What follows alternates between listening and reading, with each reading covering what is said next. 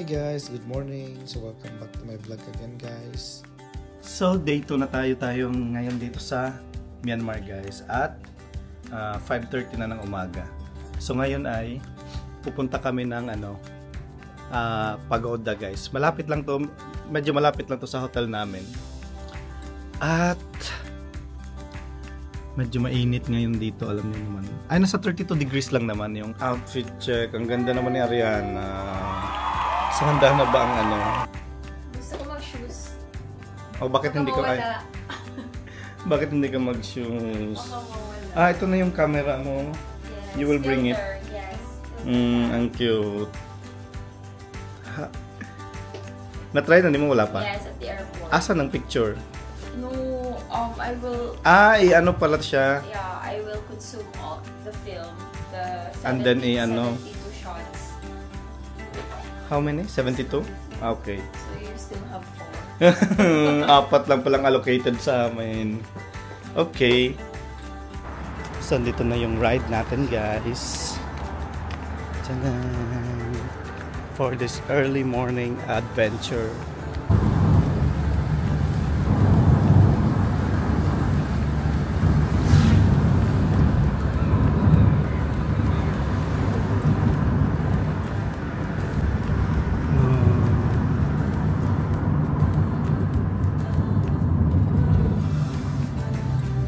Guys, nandito na tayo sa entrance ng anong pangalan nitong pagoda? Shwadagon Pagoda guys. So ang ganda guys, dito pa lang tingnan mo. Di ba? Pero ang nagchinelas lang kasi ako, so pwede ka magdala ng plastic. Bumili kami kasi wala kaming lalagyan. Gusto ko na nga lang ilagay sa bag ko eh. So may mga stall dito guys, may mga binibenta din sa gilid-gilid oh. May mga binibenta, nag-opening pa lang sila. Yeah, so bili tayo ng ganyan eh. Mga ganyan ba? Parang para sa bahay. So may mga binibenta guys, sarado pa yung Check natin mamaya kung anong mabili natin na Kasi ako nagko-collect every country na pinupuntahan ko. May binibili akong nagko-collect ako ng kahit anong maganda guys. Kagaya ng yung Georgia at Armenia. Ang nabili ko doon ay mga painting guys, pero magaganda siya at mura lang talaga. Pero maganda yung pagka-painting niya. Hindi ko pa lang kasi hindi ko pa naayos yung bahay ko eh.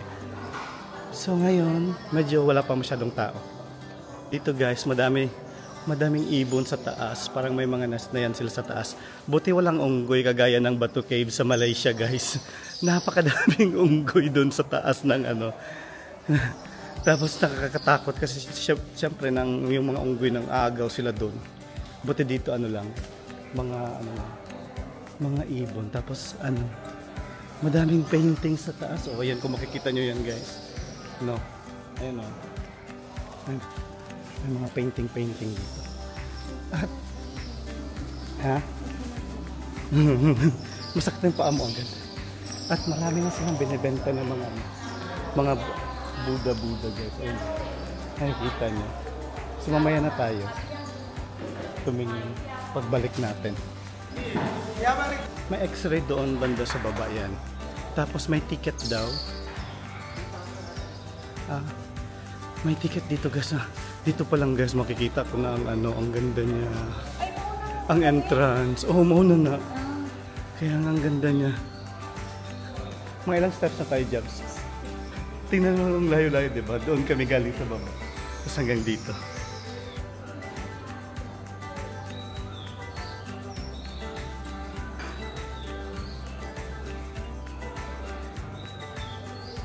So, kailangan natin mag-fill up guys, pangalan, nationality, at saka signature.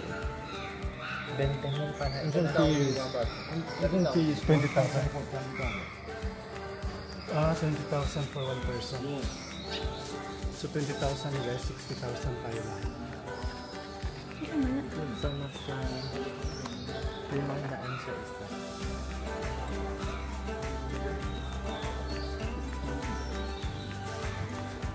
Isa lang mag-vlog. Better 10,000.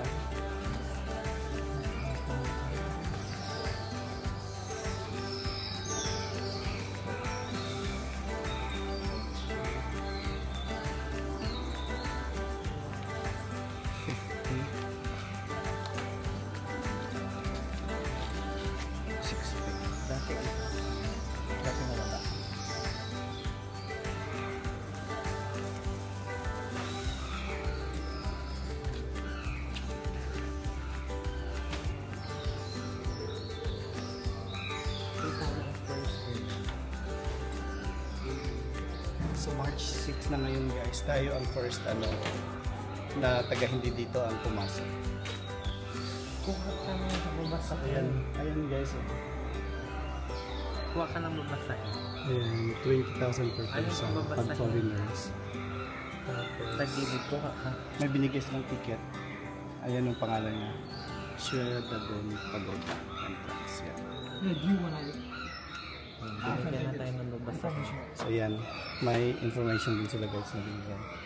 At na ganito din sila guys. Wait, just For foreign. Ikaw na daw maglagay.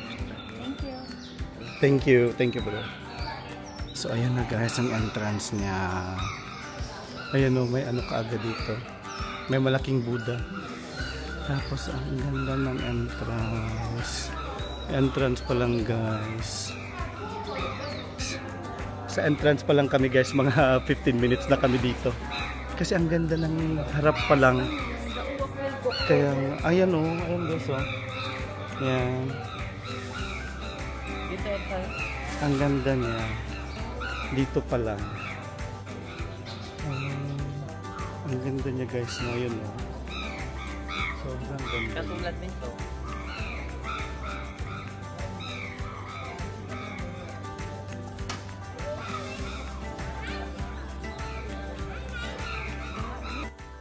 According sa legend guys, itong Sierra Dragon Pagoda constructed more than 2,600 years ago.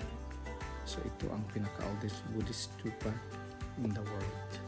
At itong Sierra Dragon Pagoda guys, dito sa Myanmar, ito ang pinaka-most secret Buddhist pagoda dito. Kasi naniniwala sila na mayroon itong mga relics galing sa 4 na Buddhas na namuhay noon.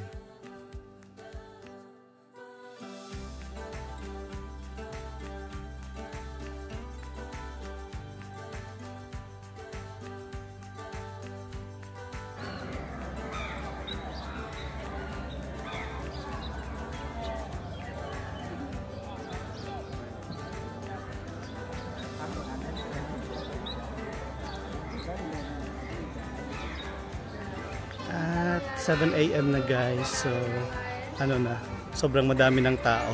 Pero sobrang ganda na ng ilaw kasi may ano na, may sun na, sunrise na. Ayan na, ang ganda.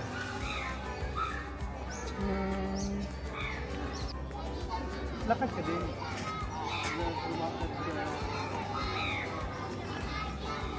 Pwede na siguro.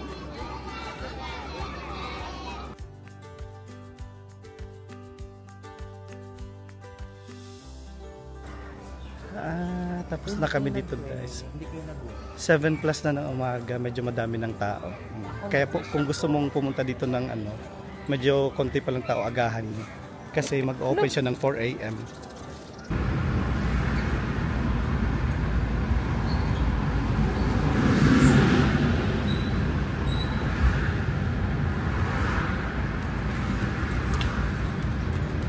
Guys, nandito na kami sa isang ano na naman, pagoda, pero hindi ko alam talaga yung ano, hindi ko alam yung pangalan kasi mahirap yung nakahigang Buddha dito. Puntahan natin, check natin, let's go. Ayun na guys, Chukkyat Chagi Temple yata guys yung pangalan, kung hindi ko alam kung tama bang pagkabigkas ko kasi mahirap. So ayan siya, napakalaki niya. So dito sa Myanmar guys, hindi naman sila masyadong strict sa ano nila. Basta dapat pag lalaki ka nakapants, tapos pag babae bawal yung nung nakikita yung shoulders, bawal din naka-shorts. Hindi kagaya ng sa Thailand, yung sa mga temple nila guys, pag mag-peace sign ka, may mga ganun, dapat nakatayo ka lang ng oo. Tapos may din yun na yung parang ulo-ulo dun sa Thailand na bawal makita yung bawal ka nakatayo kasi pag magwi-whistle yung nakabantay. So dito naman hindi sila ganun. Taxi. Ayan na guys, ayan na, tapos na kami dito guys sa hindi ko maano yung pangalan niya. So ngayon pupunta na kami sa Karawit Palace guys. At anong oras na? 7:43 ng umaga kasi pagkatapos namin dito uuwi na kaming hotel tapos mag-prepare. Pag pupunta tayo sa Sole. Oo. Pagoda. Yan. Like that.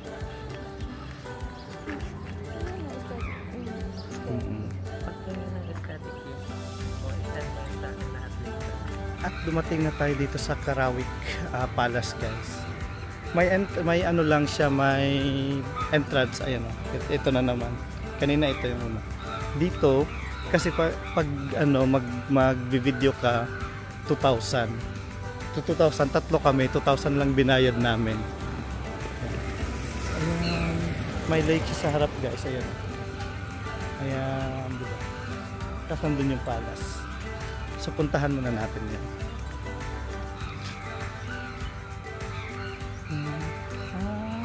Tapos may parang pagoda din doon. Parang maganda din doon guys sa kabila. So, ayan yung lake nila guys. Napakaganda. May mga uwak lang. Ayan na yung palace. Check natin sa ano.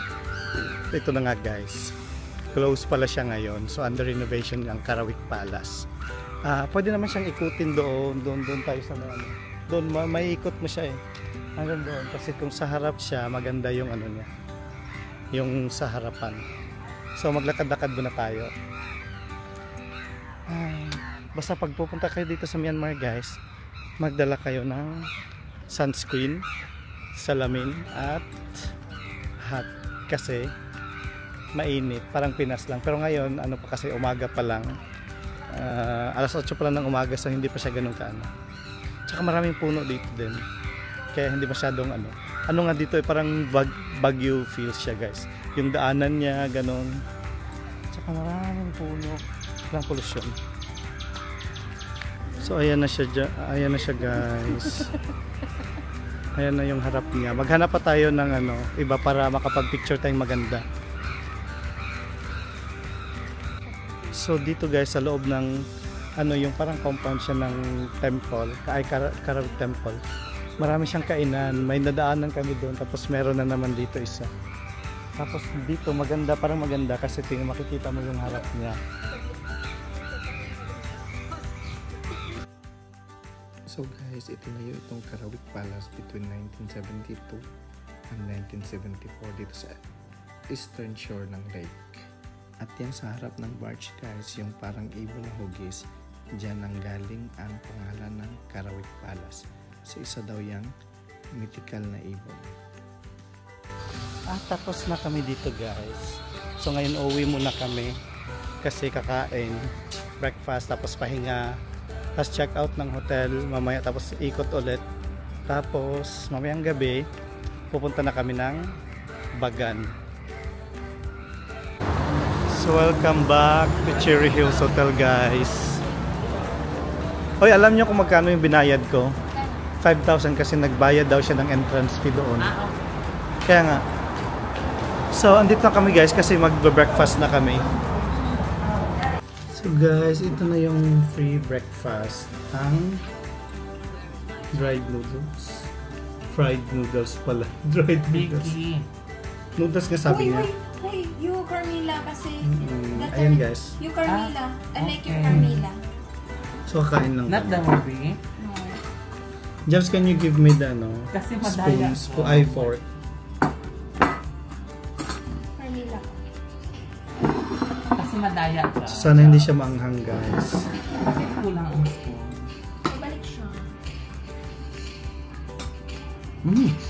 Sarap. Ang fairness guys. So, ayan yung breakfast dito guys.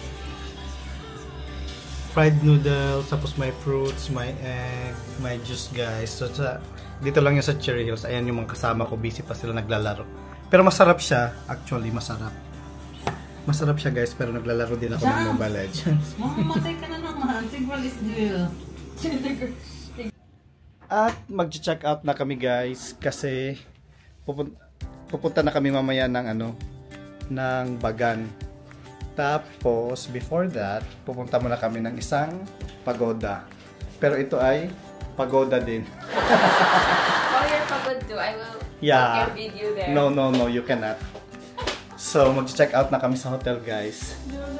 At mag-mall na siguro kami mamaya pagkatapos. Kapag check out na nga kami guys. So ngayon medyo mainit. Jobs no?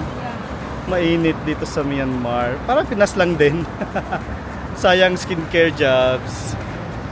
So, nag-inantay namin yung taxi namin, guys. Grab pala yung ano dito usod. So, nandito na pala siya talaga. Kami lang inaantay.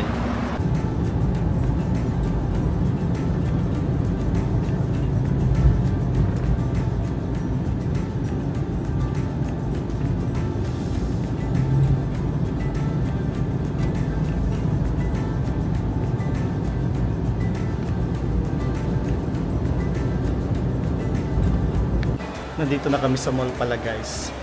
Kasi sobrang init ngayon, 12:27 na dito ng tanghali.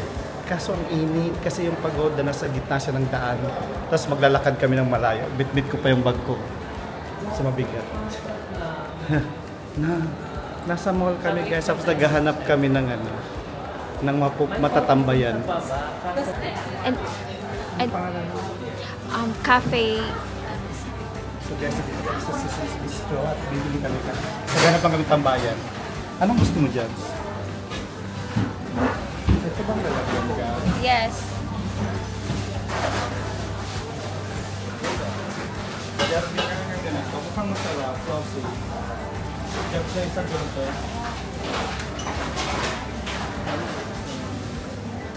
Gusto ko ang ganito.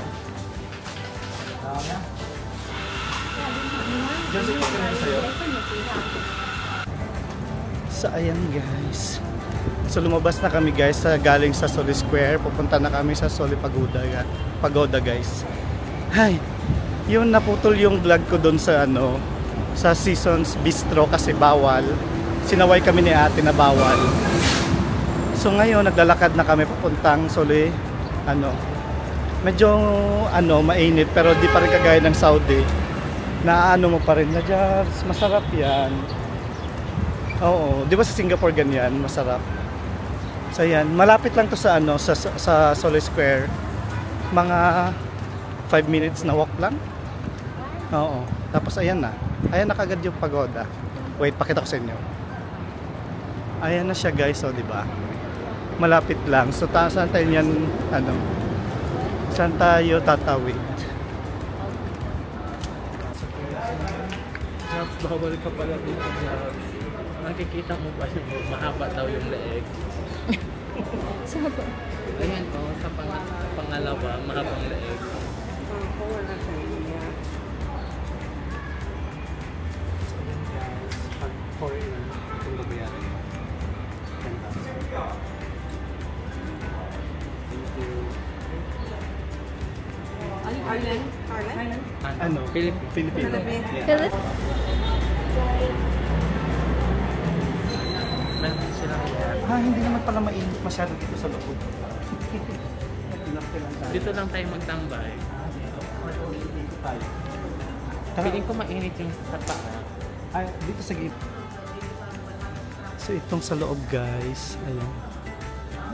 Yan. Paikot lang siya. Medyo mas malaki yung shwe drag niya. Hindi ko maano. Ayan.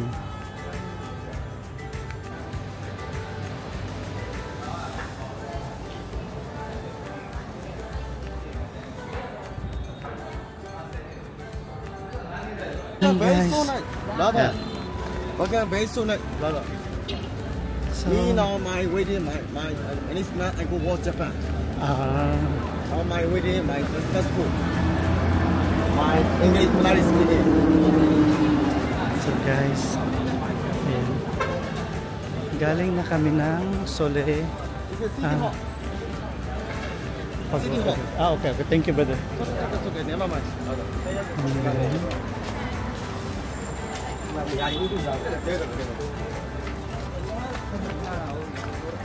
City Hall daw po sa gilid, guys. Tapos may simbahan dito. Puntahan natin. At nandito ulit tayo, guys, sa isang lokal na restaurant, guys, dahil yung hotel namin close yung restaurant niya. So kaya dito muna kami nagtatambay hanggang pupunta na kami ng after. Nag-order kami kakain, tapos pupunta na kami ng Bus stop. Bus stop. Bus station. Bus station. Tinetest lang kita kung alam mo ba talaga, di ba, Jabs? Kasi sa galing niyang mag-English. So pupunta na kami doon after mamaya. So ayan ang order natin, guys. Strawberry shake. Strawberry shake. Try natin muna. Baka ano lang to, coloring. Aesthetic. Masarap.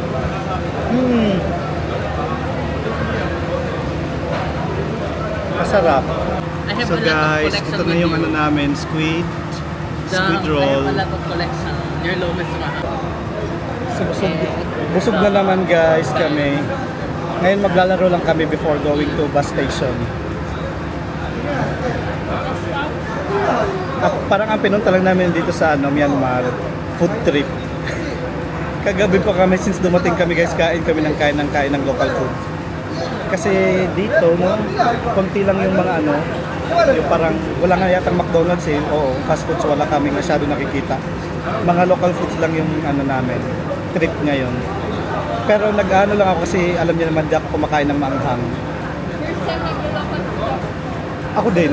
Kasi usually hindi naman ako. Hindi na, fast foods lang pag mga